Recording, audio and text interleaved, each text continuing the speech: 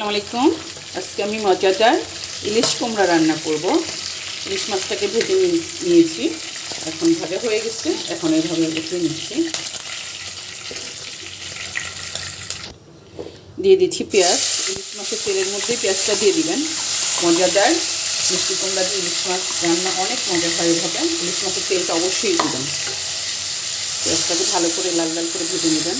দিয়ে দিচ্ছি পরিমাণ মতো লবণ, দিয়ে দেবো একটু মরিচ ফাঁকি, দিয়ে দিচ্ছি হলুদ পাউডার, দিয়ে দেবো একটু পানি। ভালো করে কষিয়ে নেবেন। মশলাটা কষানো হয়ে গেছে, এখন দিয়ে দিচ্ছি আমি মিষ্টি কুমড়া। আর মিষ্টি কুমড়াটা দিয়ে ভালো করে কষিয়ে নেবেন। ভিডিওটা ভালো লাগলে অবশ্যই একটা সাবস্ক্রাইবার করবেন, পেজটাকে ফলো করবেন, একটা কমেন্ট করবেন, লাইক করবেন। রোজা থেকে মুখ দিয়ে কথাও আসে না। এখন একটু ঢেকে দিচ্ছি। তরকারিটা কষানো হয়ে গেছে, এখন মাছটাকে দিয়ে দিব। অবশ্যই ভিডিওটা একটা শেয়ার করবেন, ইউটিউব চ্যানেলটাকে সাবস্ক্রাইব করবেন, পেজটাকে ফলো করবেন। আর এরকম সহজ সহজ মজাদার রেসিপি নিয়ে আবার আসবো।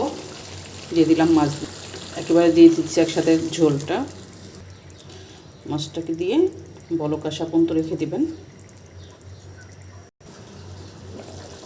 তরকারিটা হয়ে গেছে, এখন মাখা মাখা ঝোল।